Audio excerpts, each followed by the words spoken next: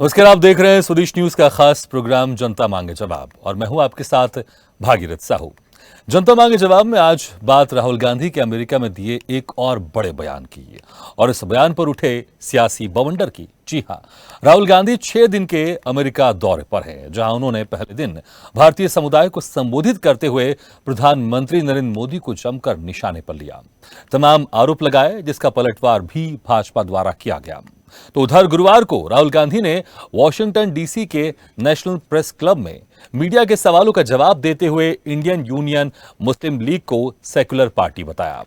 राहुल के विदेश में दिए इस बयान के बाद देश में सियासी घमासान मचा हुआ है। भाजपा ने राहुल के इस बयान पर कड़ी आपत्ति दर्ज कराई है। दरअसल मुस्लिम लीग नाम सुनते ही पाकिस्तान के संस्थापक मोहम्मद अली जिन्ना की पार्टी याद आती है। वो पार्टी जिसकी मांग पर भारत 2 हिस्सों में बंट गया था, लेकिन अमेरिका दौरे में पहुंचे राहुल गांधी ने अपने भाषण में जिस मुस्लिम लीग का जिक्र किया है वो इससे अलग है। इस पार्टी का झंडा पाकिस्तान के झंडे की तरह ही है। आपको बता दें कि ऑल इंडिया मुस्लिम लीग की स्थापना 1906 में ढाका में तब हुई थी जब भारत में ब्रितानी हुकूमत थी। दूसरी तरफ इंडियन यूनियन मुस्लिम लीग की स्थापना आजादी के बाद 1948 में तत्कालीन मद्रास में हुई थी। यह चुनाव आयोग से मान्यता प्राप्त पार्टी है जो मुख्य तौर पर केरल में सक्रिय है। हालांकि आईयूएमएल की जड़ें जिन्ना की मुस्लिम लीग में ही है। दरअसल देश विभाजन के कुछ समय बाद ही ऑल इंडिया मुस्लिम लीग भंग कर दी गई थी, लेकिन उसके कुछ समय बाद ही तत्कालीन पश्चिमी पाकिस्तान में मुस्लिम लीग ने और पूर्वी पाकिस्तान यानी बांग्लादेश में ऑल पाकिस्तान आवामी मुस्लिम लीग ने उसकी जगह ले ली थी। इसी तरह भारत में उसकी जगह इंडियन यूनियन मुस्लिम लीग ने ले ली थी। अब राहुल के बयान के बाद राजनीति के आंगन में एक बार फिर जिन्ना का जिन जीवित हो गया है। धर्म निरपेक्षता की परिभाषा पर सियासी बहस तेज हो गई है और एक बार फिर राहुल गांधी के विदेश में दिए बयान पर देश में सियासत गर्मा गई है। इसी मुद्दे पर करेंगे चर्चा नया बयान नया बवंडर में।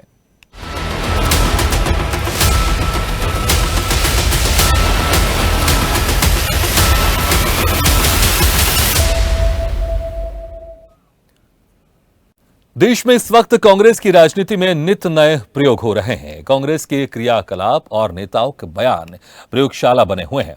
अब इसे प्रयोग कहें या संयोग, ये तो कांग्रेस और राहुल गांधी ही जाने। लेकिन कर्नाटक की सियासत में बजरंग दल पर बैन वाली गारंटी हो या फिर अमेरिका में दिया राहुल गांधी का वो बयान जिसमें उन्होंने इंडियन यूनियन मुस्लिम लीग को सेक्युलर पार्टी बताया। दरअसल कांग्रेस के पूर्व अध्यक्ष राहुल गांधी ने इंडियन यूनियन मुस्लिम लीग से अपनी पार्टी के गठबंधन का बचाव किया है। उन्होंने इंडियन यूनियन मुस्लिम लीग को पूरी तरह सेक्युलर बताया है, जिसमें कुछ भी नॉन सेक्युलर नहीं है। उन्होंने अमेरिका में एक प्रेस कॉन्फ्रेंस के दौरान यह बात कही। उनसे केरल में इंडियन यूनियन मुस्लिम लीग के साथ कांग्रेस के गठबंधन को लेकर सवाल किया गया था। अब राहुल गांधी ने यह बयान किसी सोची समझी रणनीति के तहत दिया है या वाकई में ऐसा कुछ है, ये तो वो ही जाने। लेकिन राहुल के इस बयान पर भाजपा जमकर भड़की हुई है। भाजपा नेताओं का कहना है कि जो पार्टी मजहब के आधार पर देश के बंटवारे के लिए जिम्मेदार है, वो सेक्युलर कैसे हो सकती है। राहुल गांधी के बयान पर बीजेपी के कई नेताओं ने उन पर सियासी हमला बोला है। केंद्रीय मंत्री प्रहलाद सिंह पटेल ने कहा कि मुस्लिम लीग को सेक्युलर कहने वाली मानसिकता खतरनाक है। मैं राहुल गांधी के ओछे बयान को नहीं बल्कि कांग्रेस की प्रवृत्ति को गंभीरता से लेता हूं। अगर मुस्लिम लीग धर्म निरपेक्ष है तो वह विभाजन के बीच बो रहे हैं। तो वहीं यूपी के डिप्टी सीएम ब्रजेश पाठक ने कांग्रेस नेता राहुल गांधी के बयान पर कहा कि राहुल गांधी का यह बयान बहुत दुखद है। भारत के लोग कभी भी विदेशी धरती पर देश का अपमान स्वीकार नहीं करेंगे। कांग्रेस नेता राहुल गांधी के बयान पर यूपी के डिप्टी सीएम केशव प्रसाद मौर्य ने कहा कि 2024 का चुनाव सामने है। राहुल गांधी जो कुछ भी कहना चाहते हैं उन्हें यहां जनता के बीच आकर बोलना चाहिए। वो विदेशी धरती पर देश का अपमान क्यों कर रहे हैं, उन्हें इसके लिए माफी मांगनी चाहिए। इसके अलावा और भी कई राजनेताओं के बयान सामने आए हैं। तो वहीं दूसरी ओर देश में एक और बड़े बयान की बात करें तो संघ प्रमुख मोहन भागवत का एक बयान सामने आया है, जिसमें उन्होंने कहा कि इस्लाम की पूजा सिर्फ भारत में सुरक्षित तरीके से चलती है।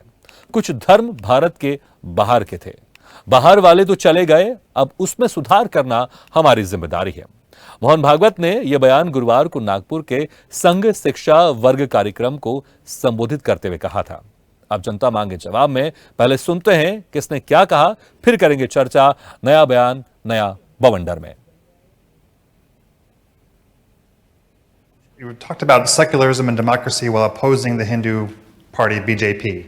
However, Congress in Kerala has been in alliance with the Muslim party, Muslim League in Kerala, the state from which you were MP for more than, the state you are the MP for more than 70 years. Muslim League is a completely secular party. Right.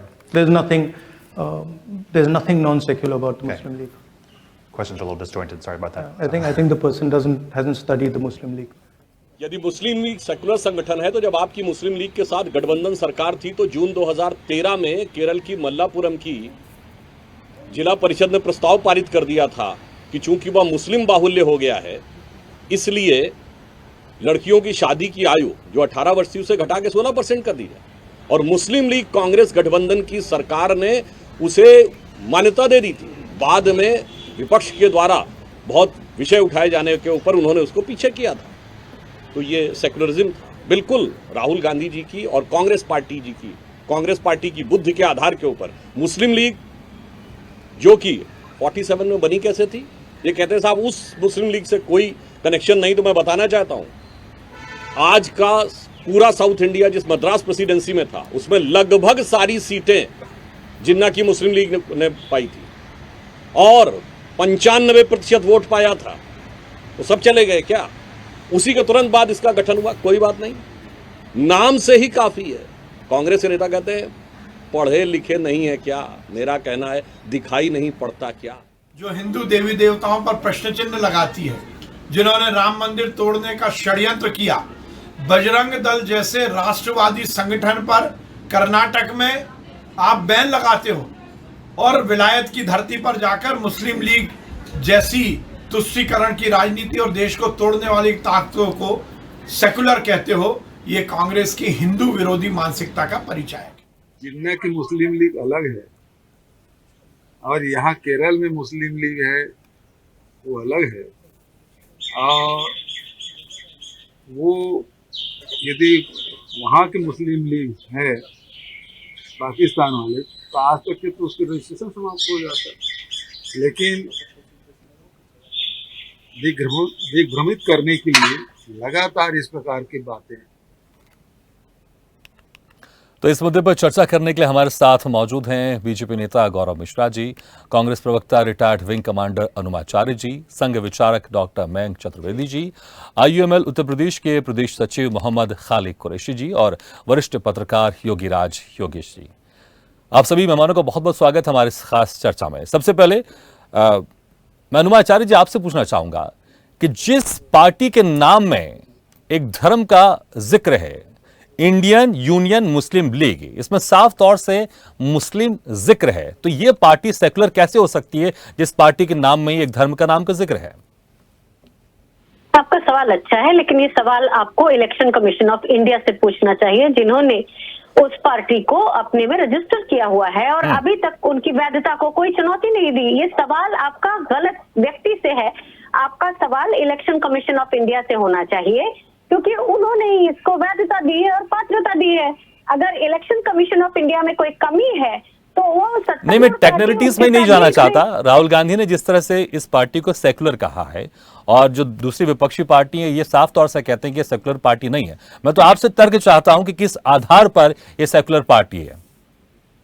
देखिए, पहला आधार तो यही है, अगर आप technicalities पे नहीं जाएंगे तो मैं फौज से आती हूँ, मुझे लफाजियों की आदत नहीं है, तो मैं कुछ बोल नहीं पाऊंगी। मैं टेक्निकल बात तो करूंगी ही, क्योंकि आपको अगर टेक्निकल नहीं सुनोगे आप तो फिर तो इस बात का कोई वैधता ही नहीं है ना। नहीं, ठीक है, तो आप जो कहना चाहे आप कह सकते हैं, ठीक है जी। और दूसरी चीज ये है कि भारतीय जनता पार्टी ने जब 2012 के नागपुर म्युनिसिपैलिटी कॉर्पोरेशन के चुनाव में इस पार्टी के दो लोगों के साथ गठजोड़ किया था, क्योंकि उनको 73 सीट की जरूरत थी, वो नहीं मिली थी उनको, तो उस समय वो सेक्युलर हो जाती है, ऐसे ही पीडीपी भी उनके लिए सेक्युलर हो जाती है। जब अपनी मर्जी होती है तो कुछ भी थाली के बैंगन की तरह यहाँ से वहां लोग वोट करते रहते हैं। अब एक और चीज आपको तो मालूम होगी, लेकिन फिर भी मैं कहना अपना दायित्व समझती हूँ कि अटल बिहारी वाजपेयी जी ने इसी पार्टी के ई अहमद जी को जिनेवा में भारत का प्रतिनिधित्व करने भेजा था।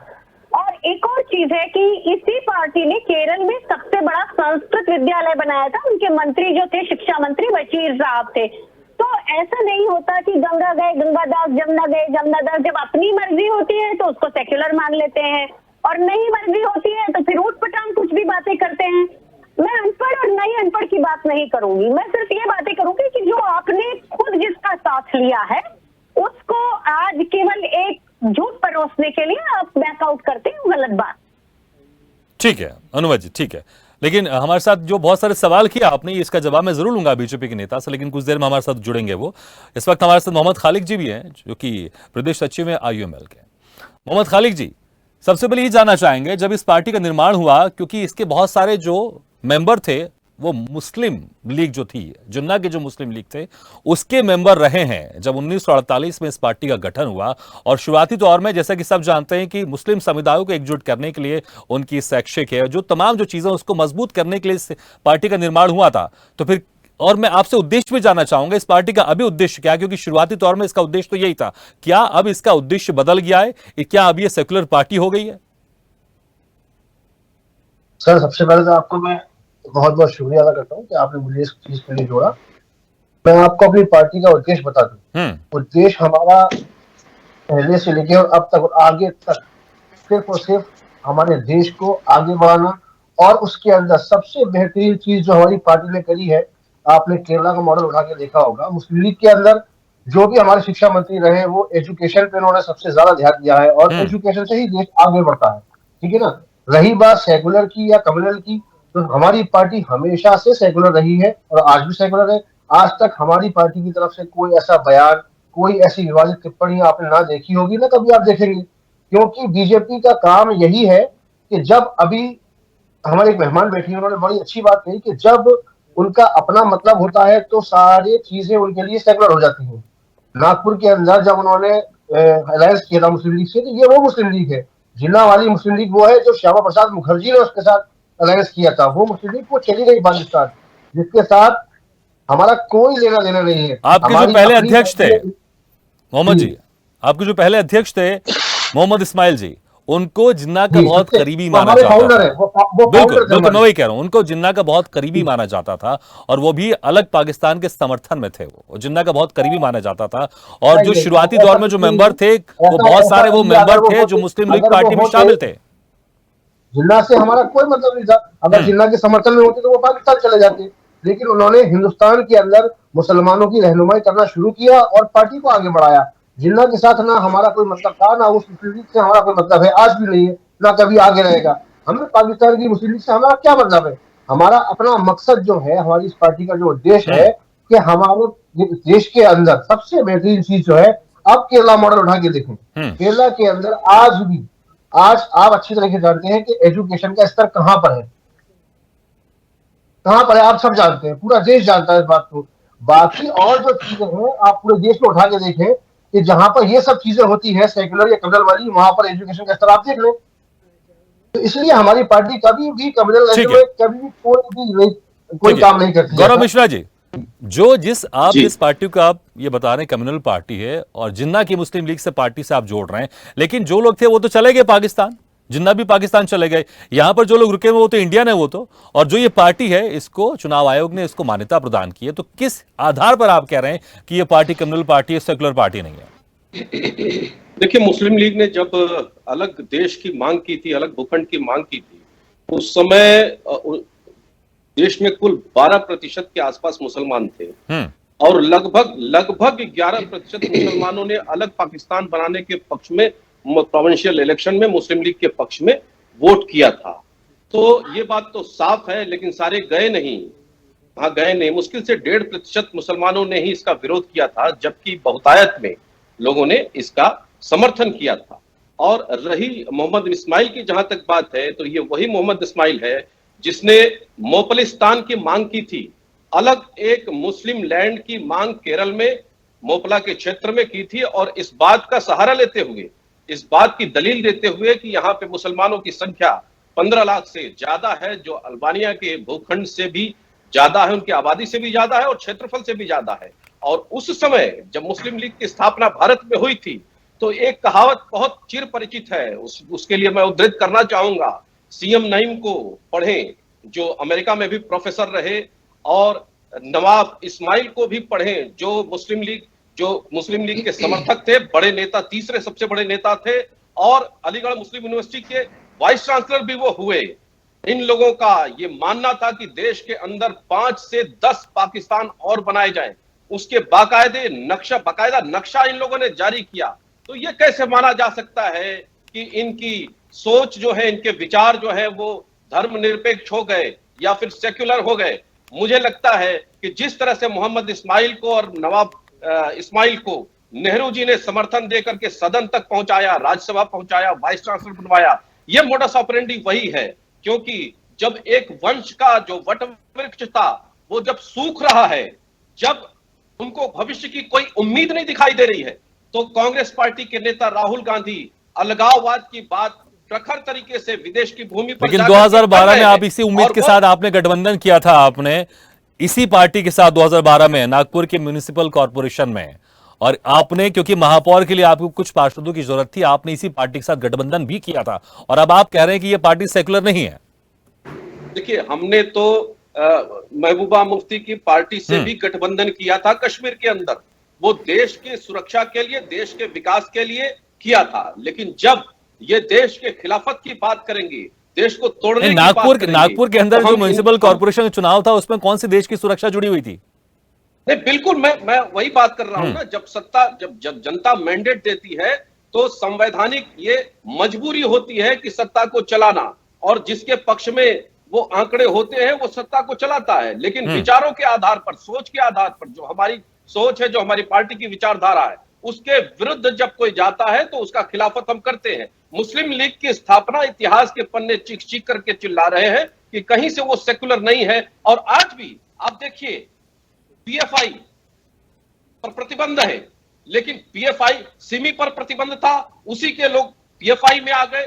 पीएफआई पर प्रतिबंध है, उसी के लोग एसडीपीआई में है, और उन्हीं के साथ कांग्रेस पार्टी का गठबंधन है, या कांग्रेस पार्टी उनके साथ मिलकर के चुनाव लड़ती है। तो ये विचारों की बात है। और लेकिन प्रश्न इसका नहीं उठता है, प्रश्न इसका उठता है कि राहुल गांधी ऐसी बातें कर क्यों रहे हैं, उसके पीछे उनकी सोच क्या है, उसके पीछे मानसिकता क्या है। लेकिन उन्हें यह पता नहीं कि यह 1947 का भारत नहीं है, जिस समय देश का 35% भूखंड काट करके रख दिया गया। लेकिन आज ये जो 2023 का भारत है, दुनिया के बड़े से बड़े देश को चुनौती देने में सक्षम है। ठीक है, जो आपने 1947 का जिक्र किया, ठीक है, जो साजिश है राहुल गांधी, ठीक है, अब ये नया भारत, इसमें कोई शक नहीं है। इसलिए कुछ चीजें ऐसी हैं जो भारत में है, वो भारत में ही रहेंगी, वो चीजें उसमें बदल नहीं सकती हैं। और शायद इसी को लेकर डॉक्टर मयंक चतुर्वेदी जी, क्या इसी चीज को लेकर, क्योंकि मोहन भागवत जी जानते हैं कि अब जो लोग इस भारत में हैं वो भारत के एक अभिन्न अंग है, ना उनको यहां से कोई निकाल सकता, ना कोई हटा सकता, उनका भी उतना ही उनका अधिकार है जितना बाकी लोगों का। क्या इसलिए उन्होंने कहा कि कुछ धर्म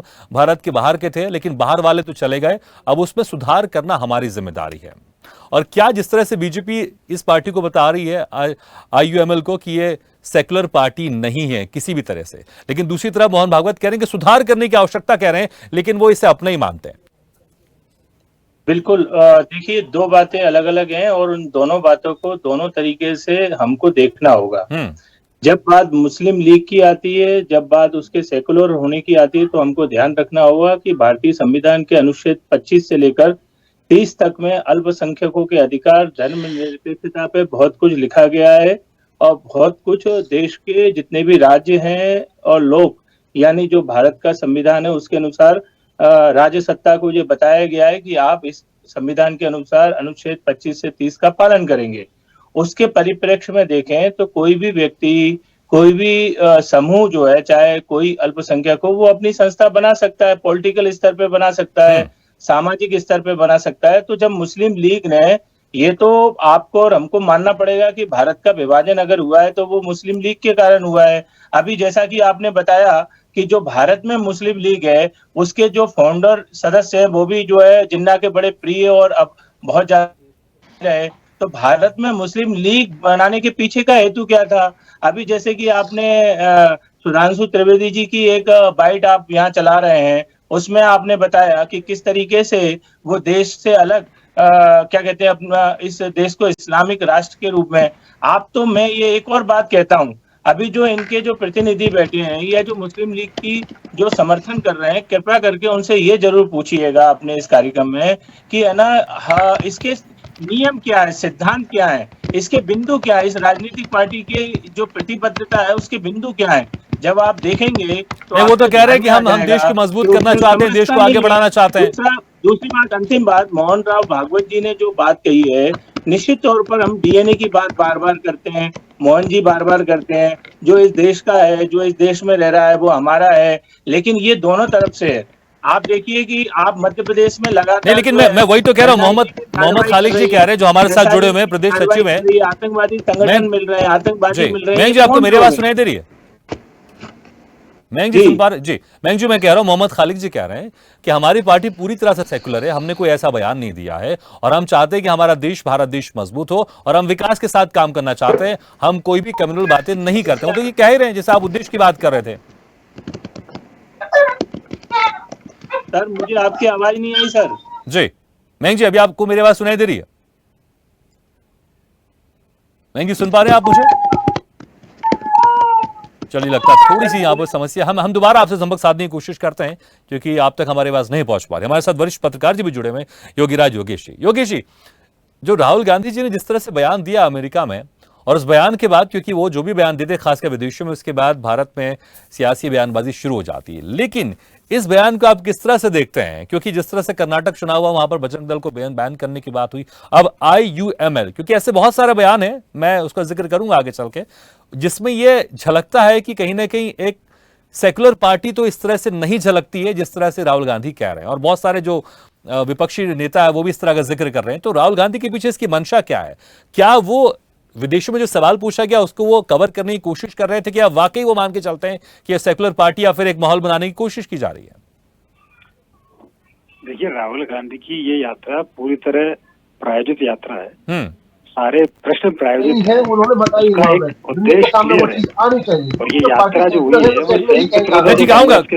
आऊंगा आपके पास। मैं ये कह रहा था कि ये पूरी की पूरी यात्रा प्रायोजित है, और ये यात्रा भी कांग्रेस के सीनियर मेंबर जो रहे सैम पित्रोदा, उनके आशीर्वाद से हो रही है। वहाँ एक एक सवाल वही पूछा जा रहा है जो कांग्रेस को मुफीद लगता है।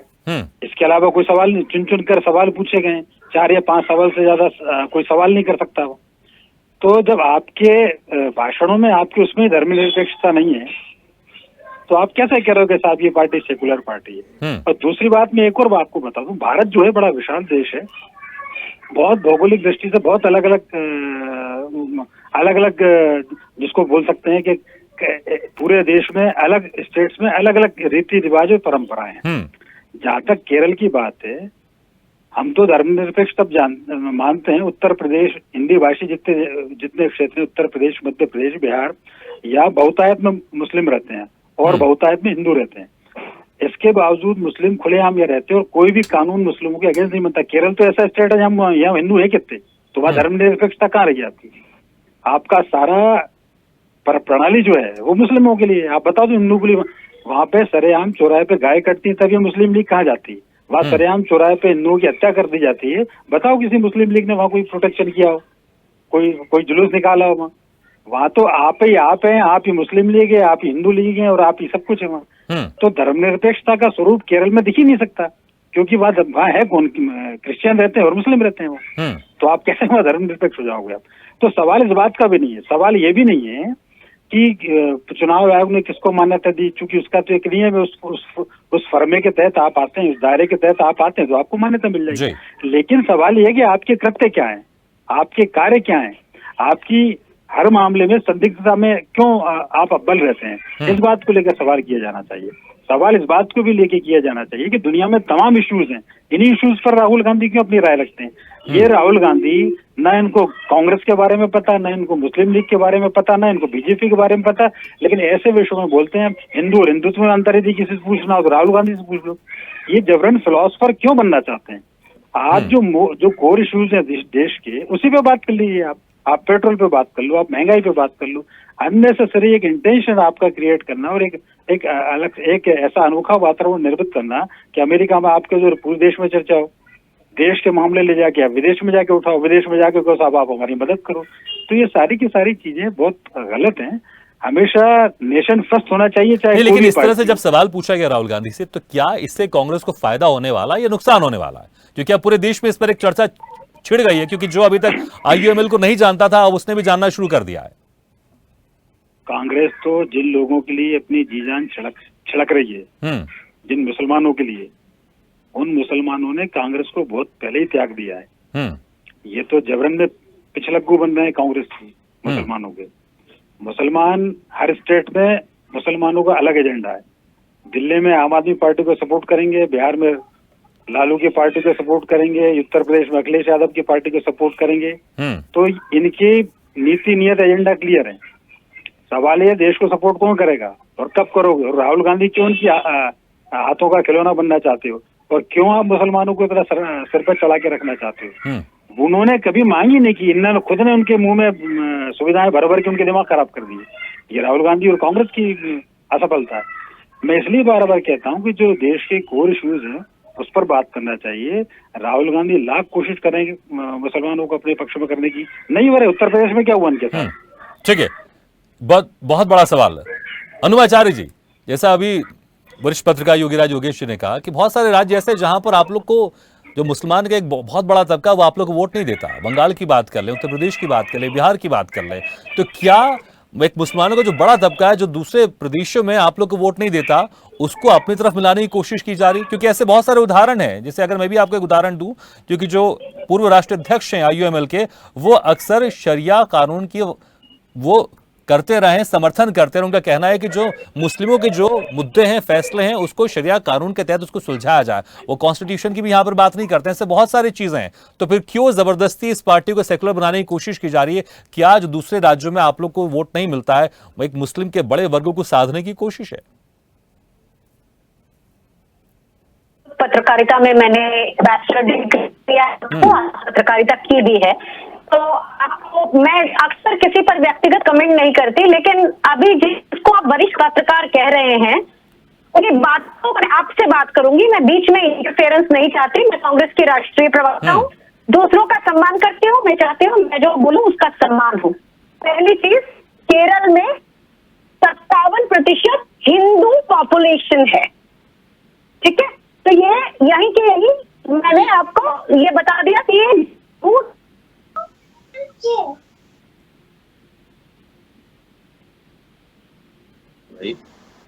अनुवा जी, थोड़ी सी आवाज में प्रॉब्लम आ रही है जी। हाँ,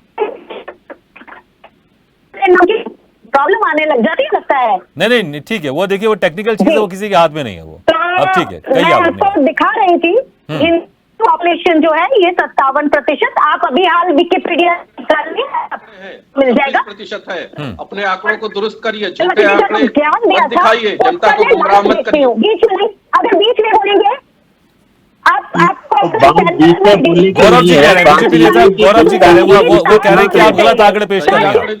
गलत आंकड़े बात सही कीजिए ना। आप सार्वजनिक मंच पे मीडिया में आप हैं, आपने मीडिया में बैचलर की डिग्री की है जैसा आप बता रहे हैं, हकीकत रहेगी ना।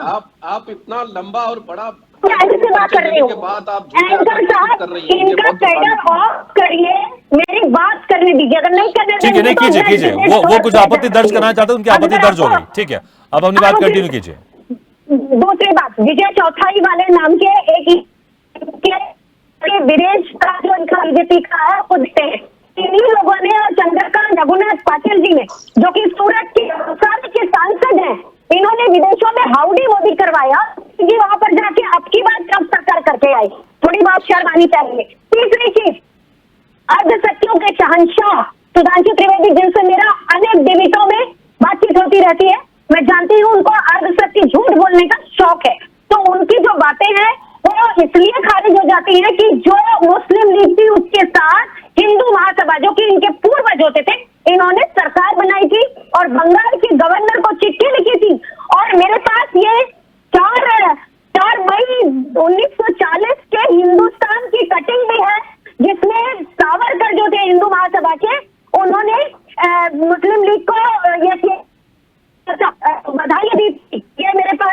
ठीक है अनुमा जी, आप मुस्लिम और आगे आगे आगे सुनो। हाँ। ये कह रहे थे कि आज के भारत की बात कर रहे थे, कांग्रेस की सरकारों ने, मैं नहीं, आपने उस समय का जिक्र किया। मैं 1947 का भी थोड़ा जिक्र कर देता हूं। जो जवाहरलाल नेहरू जी थे, नहीं ठीक है, मैं आपके वरिष्ठ नेता का जिक्र कर रहा हूं, आपके जो जवाहरलाल नेहरू जी उनका जिक्र कर रहा हूं। उन्होंने खुद इस पार्टी का विरोध किया था। उन्होंने ये भी कहा था कि ये पार्टी इस तरह से नहीं बननी चाहिए, इस पार्टी को कांग्रेस खत्म कर देगी। वो खुद इस पार्टी के उस बनने में विरोध कर रहे थे, वो नहीं चाहते थे कि ये पार्टी बने। जवाहरलाल नेहरू जी ऑन रिकॉर्ड मैं आपको बता रहा हूं। अटल जी नहीं कर रहे थे, उन्होंने ईद अहमद जो इन्हीं पार्टी के थे उनको जिनेवा भेजा था, तो वो भी याद करिए। आप 43 पे जा रहे हैं, मैं 90 के नहीं, मैं तो जवाहरलाल नेहरू जी का जिक्र कर रहा हूँ। आपके पार्टी के वरिष्ठ नेता थे वो, मैं उन्हीं का जिक्र कर रहा हूँ। मैं भी बीजेपी पार्टी के वरिष्ठ नेता अटल बिहारी वाजपेयी प्रधानमंत्री जी का जिक्र कर रही हूँ। उसमें क्या गुरेज है आपको? एक और चीज, जो आज का भारत बना है, कांग्रेस की सरकारों ने 3000 जहाज खरीद के भारतीय को विश्व की बना था। इन्होंने 36 जहाज खरीद के। नहीं ठीक है, ये थोड़ा सा हम दूसरे मुद्दे की तरफ जा रहे हैं, दूसरे मुद्दे की तरफ जा रहे हैं। ठीक है, मैं नहीं जा रही हूँ। किसी ने जब बीजेपी वाले ने ये बात की थी कि आज का भारत ऐसा है वैसा है, तो आपने उनको कुछ नहीं कहा, तो फिर कम से कम सच के आंकड़े। नहीं ठीक है, अभी तो इसी पार्टी का जिक्र हो रहा है। ठीक है अनुमा जी, ठीक है, ठीक है, लेकिन एक लाइन में जरूर जोड़ना चाहूंगा, क्योंकि जब मैं जवाहरलाल नेहरू जी का जिक्र कर रहा था, आप अटल बिहारी वाजपेयी जी का जिक्र कर रहे थे। कांग्रेस तो जवाहरलाल नेहरू जी को फॉलो करती है ना, अटल बिहारी वाजपेयी को उनको थोड़ी फॉलो करती है। तो आप किनकी बात मानेंगे? आप सुनिए, आप जो रिकॉर्ड पे है आप मुझे दिखाइए, क्योंकि मैं ये भी बताऊंगी कि जो मियां खान नाम के बेटे थे, जो इनके संस्थापक के, उन्होंने अपने बेटे को भारतीय फौज में 1962 के युद्ध में उन्होंने ज्वाइन करने की पेशकश की थी। करेंगे तो मुझे अच्छा लगेगा, क्योंकि मैं मध्य प्रदेश की बेटी हूँ। आपके चैनल पे मुझे, और क्योंकि मेरा जो पूरा का पूरा जो मेरा नॉलेज है वो पूरे नेशनल लेवल का है, तो मैं ना तो लफाजियों में यकीन करती हूँ। ठीक है, चलिए, तो आपका सवाल ही गौरव मिश्रा जी से ले लेता हूं। गौरव मिश्रा जी, अटल बिहारी वाजपेयी जी ने जिनेवा में भेजा था, इन्हीं पार्टी के एक शख्स को भेजा था प्रतिनिधित्व के तौर पर, और आप कह रहे हैं कि ये तो अब नॉन सेकुलर पार्टी है, सेकुलर पार्टी नहीं है, क्योंकि आपके इतने बड़े नेता ने इसी पार्टी के एक शख्स को वहां भेजा था जिनेवा। नहीं, पता नहीं कहां से ये उद्धरण दे रहे हैं, मुझे नहीं मालूम, लेकिन मुझे इतना जरूर मालूम है कि जवाहरलाल नेहरू जी ने जो भारत का बंटवारा करने वाले लोग थे वो सारे चले नहीं गए। मैंने जिन नामों का उदाहरण दिया है वो इसी भारत में रह गए और भारत की राजनीति में अपनी भूमिका निभाई, चाहे वो केरल के मोहम्मद इस्माइल हो या फिर उत्तर प्रदेश के मेरठ के नवाब इस्माइल हो या फिर जफरुल्लाह इस्लाम हो जो उत्तर प्रदेश के मुस्लिम लीग के अध्यक्ष थे। तो ये सारे लोग भारत में ही रह गए और जिन्होंने 1947 में भारत की आजादी का विरोध किया था और जहां जहां जश्न मनाए गए थे भारत की आजादी का, वहां पर नहीं ठीक है, आप अपने आपत्ति दर्ज करवा दीजिए, आपने अपने आपत्ति दर्ज करवा दिए। ठीक है, और तो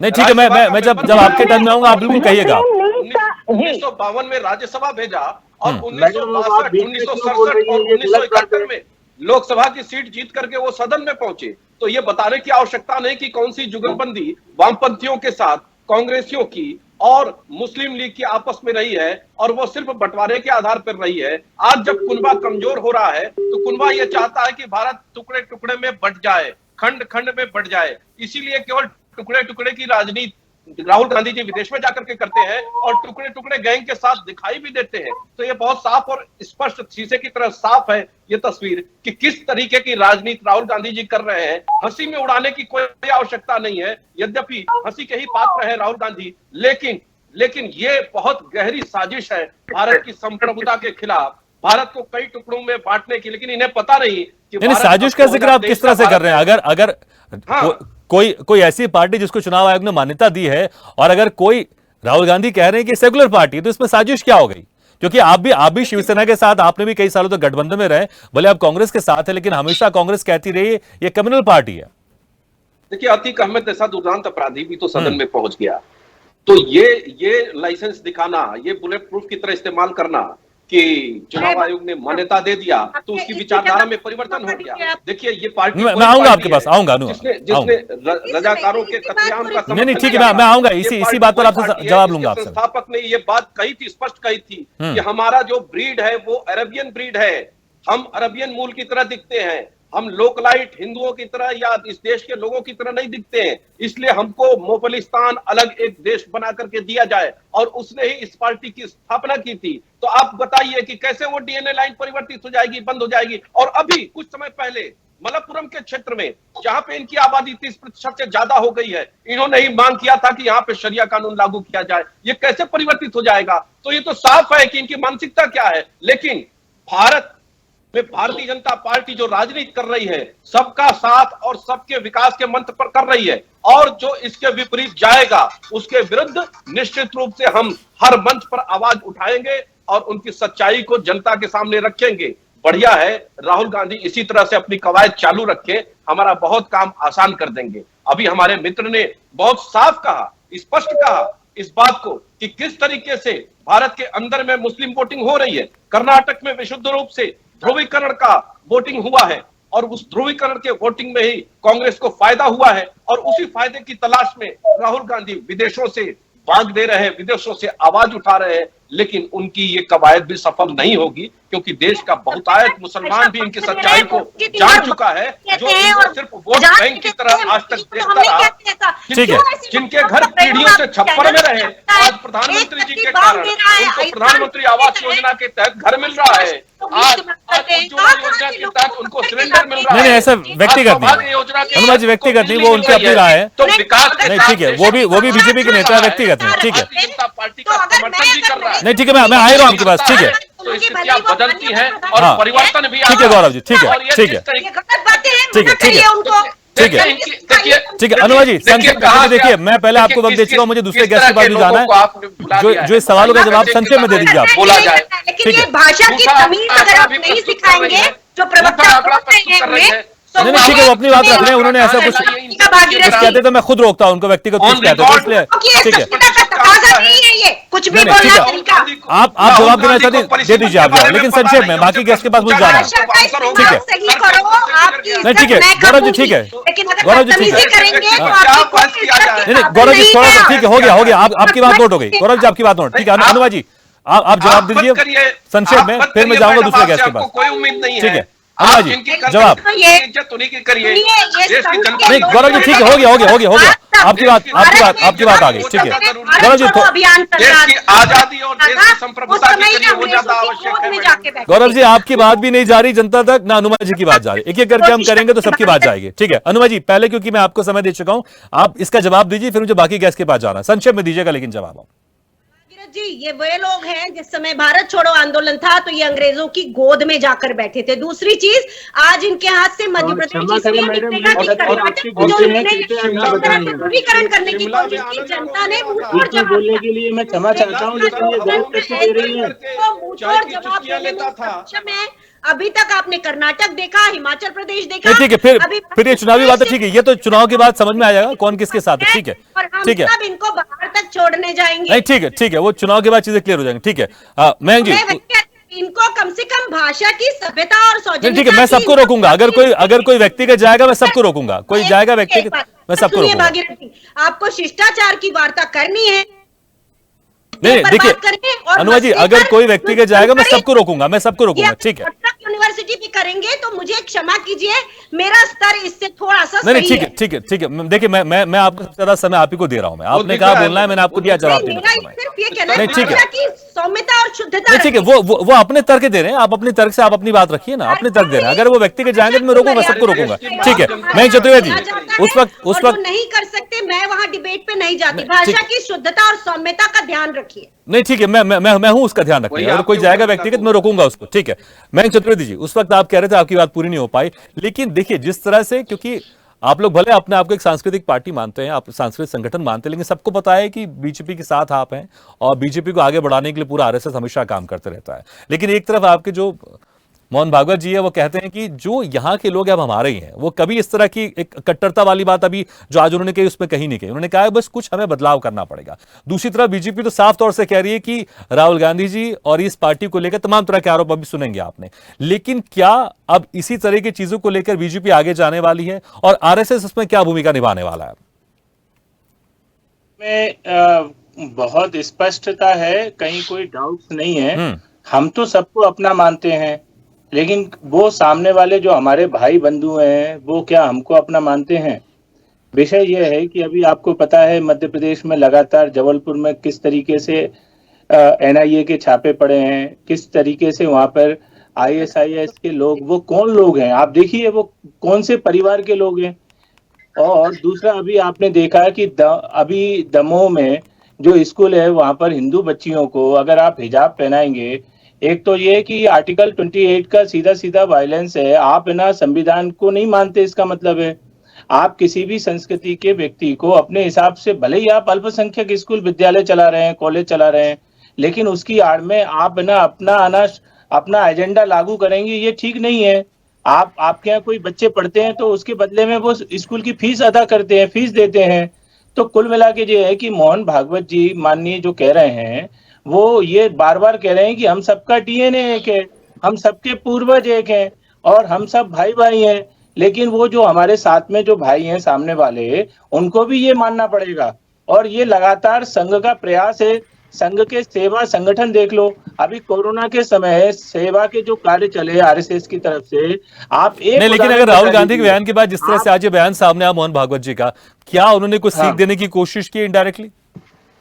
देखिए, मोहन जी जो आज बोले या कल के उनका जो उद्बोधन है, तो आप अगर उसमें देखेंगे तो उन्होंने ऐसा नहीं है कि राहुल जी को ध्यान में रख के ये बात कही है। राहुल गांधी जी से राहुल गांधी जी जो बोल रहे हैं वो राजनीतिक तौर पे बोल रहे हैं। मुस्लिम लीग को वो ना सेकुलर बता रहे हैं, वो राजनीतिक तौर पे बता रहे हैं। लेकिन मोहन जी जो बात कह रहे हैं वो सामाजिक परिप्रेक्ष्य में कह रहे हैं, वो संपूर्ण भारत की जन समुदाय को ध्यान में रख के कह रहे हैं। हम सब एक हैं, वो बार बार ये बात कह रहे हैं। हमारा DNA एक है, वो बार बार ये बात कह रहे हैं। लेकिन ये तो अब इनको समझना पड़ेगा ना कि अगर आप है ना जो विद्यालय है जो नहीं, वो तो समझ रहे हैं, वो तो खुद कह रहे हैं, वो तो खुद कह रहे हैं कि हम सेकुलर पार्टी हैं। तो आप लोग क्यों नहीं मान रहे? ना बीजेपी मान रही है, ना RSS वाले मान रहे हैं। मोहम्मद खालिद कुरैशी जी, जब आप लोग खुद कह रहे हैं, मोहम्मद खालिद, जब आप लोग खुद कह रहे हैं कि सेकुलर पार्टी है, लेकिन बहुत सारे उदाहरण है, आपको इसका भी जवाब देना पड़े। जैसे मैंने जिक्र किया, आपके जो पूर्व अध्यक्ष थे गुलाम मोहम्मद जी, उन्होंने कई जगह शरिया कानून की वकालत की है, बहुत सारी जगह। और जो आपके फाउंडर थे उन्होंने भी शरिया कानून की वकालत की, ऐसे बहुत सारी जगह। जब इस तरह का बयान सामने है और फिर जब आप लोग अभी ये कहते हैं कि हम सेकुलर पार्टी है, तो फिर थोड़ा लोग विश्वास कम करते हैं। शरिया कानून की वकालत जब करी है हम लोगों ने, हमारे फाउंडर ने जब करी है कि जब हमारे कानून में, जो शरिया कानून में जैसे ट्रिपल तलाक का था, उसके ऊपर अगर कानून कोई अलग से थोपने की कोशिश करेगा तो वो नहीं माना जाएगा। जो हमारे कुरान के अंदर है वो हमारा शरिया कानून है। तो अगर हम उसको, अपने संविधान हमारा सबसे ऊपर सर्वोपरि है, लेकिन अगर हमारे शरिया कानून के अंदर कोई बदलाव करने की कोशिश करेगा तो उसको नहीं माना जाएगा, उसकी वकालत जरूर करी जाएगी। जो ISIS जो जिहाद कर रही है उसका अर्थ भी बता दीजिए सर। ISIS का हमें कोई मतलब नहीं है, उसके लिए और लोग बैठे हैं। वो भी कुरान को मानते हैं ना भाई, उनको भी, उनके लिए कुरान है। आप जितने भी इस्लामिक संगठन हैं वो कहते हैं कि हम कुरान के हिसाब से हम जिहाद कर रहे हैं, तो जिहाद का अर्थ भी बता दीजिए। ठीक है, अभी मुझे लगता है कि जो ये धार्मिक चीजों पर ये बहस नहीं है। भले हम ये बात जरूर कर रहे हैं कि जो पार्टी IUML ये सेकुलर है कि नॉन सेकुलर, ठीक है, लेकिन अभी ये वाली बात मुझे लगता है इस पर ज्यादा, क्योंकि इस पर बहुत बार बहस हो चुकी है। क्षमा करिएगा, ऐसा डिबेट नहीं, ठीक है, अनुमति, ठीक है, यूनिवर्सिटी का ज्ञान ठीक है। तड़का लगाया जा रहा है। मोहम्मद खालिद जी, अपनी बात कंटिन्यू कीजिए आप। सेकुलर को बात लेके कुरान की अगर बात आती है तो मैं आपको कुरान की बात बता दूं कि कुरान के अंदर कहीं भी जिहाद का कोई अल्फाज नहीं है जो इसको लेके रिप्रेजेंट नहीं, ठीक है, अभी आपकी पार्टी की बात करते हैं। अभी आपकी पार्टी, आपको अपनी बात करने कह दिया, अपनी पार्टी की बात कीजिए आप। बताएं। जो वही मैंने जो आपसे जिक्र किया कि ऐसे बहुत सारे बयान है आपके पूर्व राष्ट्रीय अध्यक्ष के कि वो शरिया कानून की वकालत की बात करते हैं, दूसरी तरफ आप अपने आप को सेकुलर पार्टी कहते हैं, तो कैसे लोग यकीन करेंगे? केंद्र में 10 साल मंत्री रहे अहमद साहब, जो कि उन्होंने कई बार जाके UN के अंदर अपने देश को रिप्रेजेंट किया है। ऐसा नहीं है, अगर ये चीज बीजेपी को अगर अच्छी नहीं लगती है तो जब वो किसी चीज को कमल कह देते हैं, जब उनको कोई अपना मतलब पूरा करना होता है तो वो उस चीज को सेकुलर कह देते हैं। ये इनका एजेंडा शुरू से रहा और आगे भी ये रहेगा। राहुल गांधी हमेशा से, या कांग्रेस या गांधी परिवार या कांग्रेस पार्टी कोई भी है, देश चलाने में उनका बहुत बड़ा योगदान है। अब 10 साल से मोदी सरकार या बीजेपी की या उससे पहले कितना इन लोगों ने देश के लिए योगदान दिया है, आप ये बताएं जरा। मैं इनसे पूछना चाहता हूँ बीजेपी के लोगों से। ठीक है, ये आपका सवाल है। देखिए, इस तरह की डिबेट कई बार हो चुकी है, वो जवाब दे देंगे। लेकिन देखिए, मुझे आप ये भी बताइएगा, थोड़ा समय कम है खालिद साहब, जिस तरह से बीजेपी वाले आरोप लगा रहे हैं, और संघ प्रचारक भी कह रहे थे, हमारे साथ संघ विचारक जी कह रहे थे कि बहुत सारे स्टेट में वहां पर मुस्लिमों के वोट कांग्रेस को नहीं मिलते हैं, और इसी के चलते राहुल गांधी ने विदेशों में यह बयान दिया है ताकि जो दूसरे प्रदेशों में कांग्रेस के वोट नहीं मिल रहे मुसलमानों को, वो वोट उनको मिले। क्या आप इस बात से मानते हैं, आप इस बात को? नहीं, देखिए, मैं आपको इसकी एक बात बता दूं। अब की बात जो बात ये दौर जो चल रहा है कि अभी कई पार्टियां क्षेत्रीय ऐसी बन चुकी है, जैसे उत्तर प्रदेश की बात कर ले आप, और आप मध्य प्रदेश में क्या कांग्रेस को वोट नहीं मिलता है? मध्य प्रदेश में कौन सी दो पार्टी बड़ी है, एक कांग्रेस और बीजेपी। बिहार, उत्तर प्रदेश, बंगाल, यहाँ पर तो बिल्कुल वोट नहीं मिलता, बहुत ही कम प्रतिशत है यहाँ पर वोटिंग का। वोट नहीं मिलता मुसलमानों का। आज भी राजस्थान के अंदर कांग्रेस की सरकार है, तो क्या वो बिना मुसलमानों के वोट के बनी है? उत्तर प्रदेश के अंदर कई ऐसी पार्टियां हैं जो मुसलमानों को अपना मानती है, लेकिन मुसलमानों के लिए कुछ करती नहीं है। मैं साफ तौर से कहना चाहता हूँ, चाहे वो समाजवादी पार्टी हो या बहुजन समाज पार्टी हो, कांग्रेस ने बहुत कुछ किया है, ऐसा नहीं है। इससे पहले कांग्रेस की सरकार के यूपी में नहीं रही, मुसलमानों का वोट उनको जब मिला। आज भी कई जगह कांग्रेस की सरकार है और जहां मुसलमानों का वोट कांग्रेस को मिलता है, और आगे भी मिलेगा। आप ये आने वाले दौर में देख लेंगे। और अभी कर्नाटक में आप देख ले, कर्नाटक में कांग्रेस की सरकार बनी तो वो क्या बिना मुसलमान के वोट की बनी? ऐसा नहीं है। इसीलिए तो अपना उप मुख्यमंत्री मांग रहे थे, मुसलमान नहीं मांग रहे, ऐसा मांग रहे थे। आप इस बात मांगना शुरू कर दिए थे धर्म के आधार पर। यूनिवर्सिटी की बातें करते हैं। नहीं, ठीक है अनुवा जी, सबको अपने अपने बात करने का अधिकार है। ठीक है, योगीराज जी,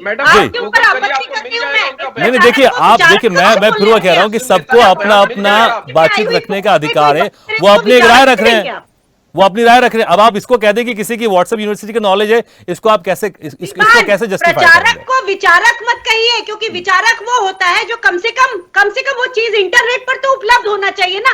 जो मर्जी बोलते गए, क्या बात है। और एक बात और, नहीं, ठीक है, मैं योगी जी से एक सवाल लेना चाहूंगा। समय कब है, उसके बाद मैं आऊंगा सबके पास। अब उसके बाद मैं सबके पास आऊंगा, एक लास्ट के एक फाइनल कमेंट लेने सबके पास आऊंगा।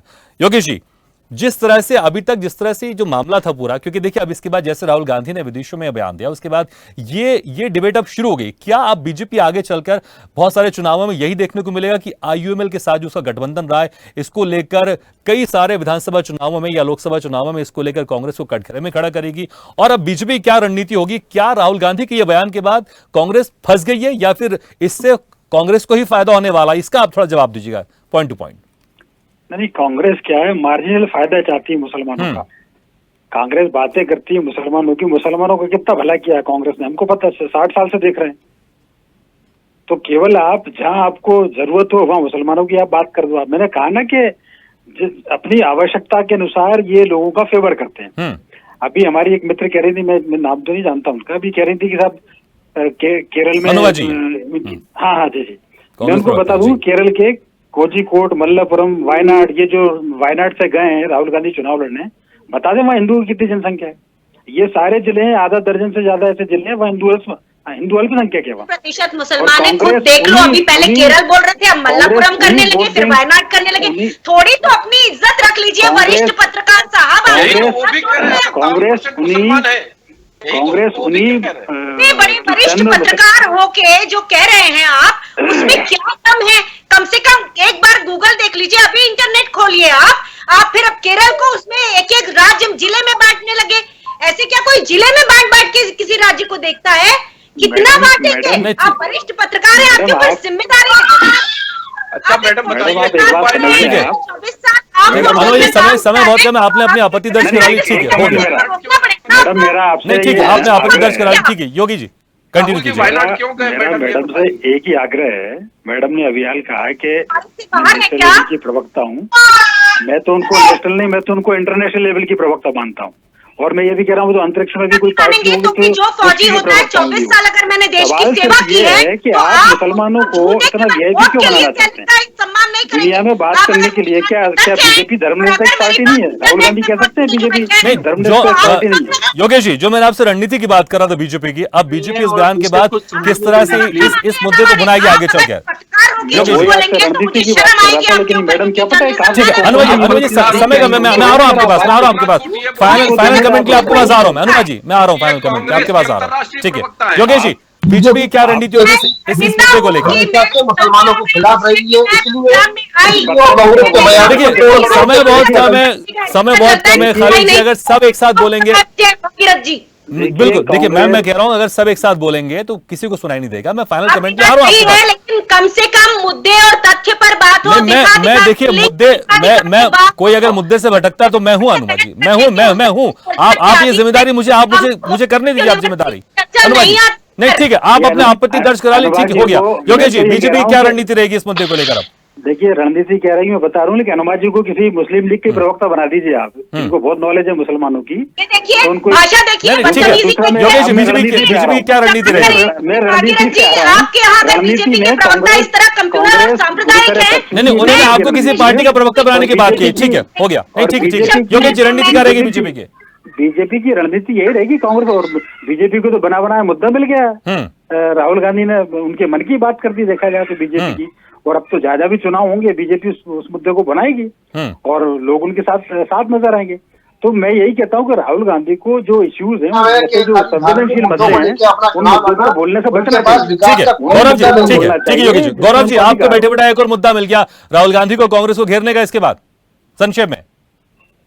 नहीं, हमको नहीं मिला। देखिए मुद्दे तो उनके पास है नहीं, सिर्फ मिला करके ध्रुवीकरण, तुष्टीकरण, इसी आधार पर उनको सभी चुनावों में जाना है, प्रलोभन के आधार पर जाना है। 60 साल सत्ता में रहे, 65 साल सत्ता में रहे, विकास क्या किया उसका कोई गाथा उनके पास नहीं, उनका कोई रिकॉर्ड उनके पास नहीं है। आज जब सिर्फ 8 साल की सरकार ने विकास के सारे कीर्तिमान गढ़ दिए, चाहे वो कोई क्षेत्र हो, सुरक्षा का क्षेत्र हो, बॉर्डर रोड का क्षेत्र हो, इंफ्रास्ट्रक्चर का क्षेत्र हो, हेल्थ का क्षेत्र हो, सभी क्षेत्रों में आज भारत तेज गति से आगे बढ़ रहा है, दुनिया की 5वीं सबसे बड़ी नहीं ठीक है, देखिए ये विकास पर हम बातचीत और कर लेंगे। मैं तो कह रहा हूं क्या अब बीजेपी को एक मुद्दा और मिल गया है, अब आने वाले चुनाव में बीजेपी इसको भी भुनाएगी? बीजेपी इनकी सच्चाई को जनता के सामने रखेगी। इनकी अंदर का जो कलर है, जो दिमाग के अंदर जो खतरनाक सोच है, वो देश की जनता के सामने हम हर मंच पर रखेंगे, क्योंकि भारत को तोड़ने पे काम कर रहे हैं, भारत की संप्रभुता के खिलाफ खतरा बन चुके हैं, इस पर ये काम कर रहे हैं। इसलिए हम इनकी सच्चाई को जनता के सामने लोकतांत्रिक तरीके से रखेंगे। ठीक है गौरव जी। अनुज जी, आपको मेरी आवाज सुनाई दे रही है? अनुज जी, आप सुन पा रहे मेरी आवाज? चल लगता हमारी आवाज नहीं पहुंच पा रही है। मयंक चतुर्वेदी जी, क्या अब इस चीज को लेकर यहां से एक नई बहस शुरू हो जाएगी? और इसमें जिस तरह से मोहन भागवत जी का अक्सर बयान आते रहता है, क्या आगे और समझाइश? क्योंकि अक्सर हमने देखा है कि कुछ समय से मोहन भागवत जिस तरह से बीजेपी बहुत हार्श होकर इस तरह के स्टेटमेंट देती है, आरएसएस की तरफ से बहुत एक सॉफ्ट चीज जा रही है मुसलमानों के प्रति जा रही है, क्योंकि बीच में हमने कई ऐसे बयान देखे हैं। क्या अब इसको लेकर आगे आरएसएस का क्या कुछ रणनीति रहेगी? थोड़ा सा संक्षेप में बताइएगा।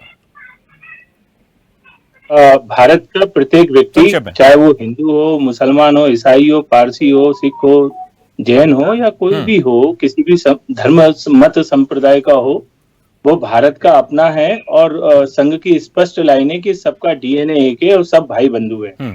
संघ जो काम कर रहा है, समय कम है। अनुमा जी, उस वक्त मैं आपसे सवाल कर रहा था, बीजेपी नेता गौरव मिश्रा जी कह रहे थे कि जो ये सच्चाई है, जो आप लोग अब जिस तरह से ये कह रहे हैं कि आप लोग जिस तरह से एक नॉन सेक्युलर पार्टी को सेक्युलर बता के खतरनाक एक मुद्दे पर आगे जा रहे हैं, इसको एक्सपोज करेंगे, ये कहना है गौरव मिश्रा जी का आने वाले चुनाव में।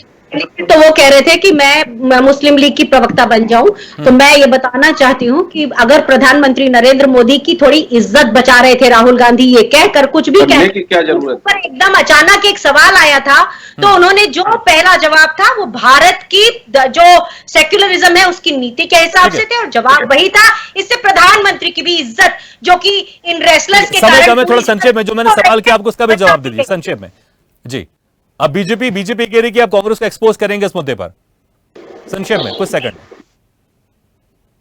ये सवाल मुझसे है? जी आप ही से कर रहा हूं। क्या एक्सपोज करेंगे? एक्सपोज तो ये होते जा रहे हैं, क्योंकि काट की हांडी बार बार नहीं चढ़ेगी। लोग समझ चुके हैं, इनको हिमाचल प्रदेश के सारे हिंदुओं ने। ठीक है, चलिए एक लास्ट कमेंट मोहम्मद खालिद जी, क्या अब आपके पार्टी की तरफ से कुछ ऐसा काम दिखाई देगा जहां पर आप जनता में विश्वास बढ़ाएंगे कि हमारी पार्टी अब सेकुलर है? हमारी पार्टी मैं इनसे पूछ रहा हूँ, आईएमएल जी की जो है प्रदेश से पूछ रहा हूँ। ये हमें साबित करने की जरूरत नहीं है, हमेशा से हम काम करते आए हैं और आगे भी यही काम करते रहेंगे, क्योंकि हम सेकुलर थे, सेकुलर है और सेकुलर रहेंगे। तो इसके लिए हमें किसी भी और दूसरी पार्टी के लोगों से सर्टिफिकेट लेने की जरूरत नहीं है, क्योंकि हम भी भारत से और भारत में इलेक्शन कमीशन ने ही हमारी पार्टी को रजिस्टर किया है। तो आज भी हमारी 3 जगह केरला में हम गठबंधन में कांग्रेस के साथ हैं। ठीक है, बहुत बहुत शुक्रिया आप सभी महानों का। गौरव मिश्रा जी आपका शुक्रिया, और रिटायर्ड विंग कमांडर हनुमान आचार्य जी आपको बहुत बहुत शुक्रिया, मयंक चतुर्वेदी जी आपका शुक्रिया, मोहम्मद खालिद कुरैशी जी आपका बहुत बहुत शुक्रिया, और योगीराज योगेश जी आपका बहुत बहुत शुक्रिया हमारे इस खास चर्चा में जुड़ने के लिए और अपना अमूल्य समय देने के लिए। तो जिस तरह से राहुल गांधी 6 दिवसीय अमेरिका दौरे पर है, वहां पर रोज लगातार जो बयान दे रहे हैं उस पर चर्चा होती जा रही मीडिया पे, और खासकर बीजेपी कोई भी कोर कसर नहीं छोड़ रही राहुल गांधी को घेरने के लिए। लेकिन अब सवाल यही है कि राहुल गांधी का जो ये बयान है क्या एक सोची समझी साजिश के तहत, एक रणनीति के तहत है, और इस रणनीति के तहत क्या कांग्रेस को फायदा होने वाला है या कांग्रेस को इससे नुकसान होगा? लेकिन जिस तरह से बीजेपी ने कर्नाटक में मुद्दा उठाया था बजरंग दल को बैन करने का, बीजेपी को इससे कुछ फायदा नहीं हुआ, लेकिन कांग्रेस को इससे जरूर फायदा हुआ। तो क्या उसी के तहत अब एक नई रणनीति के साथ कांग्रेस आगे जा रही है? देखना होगा आने वाले चुनाव में अब कांग्रेस को इससे फायदा होगा या नुकसान होगा। इसी के साथ हमारी इस खास पेशकश जनता मांगे जवाब में फिलहाल इतना, लेकिन खबरों का सिलसिला लगातार जारी है। आप देखते रहिए स्वदेश न्यूज, सबसे पहले देश।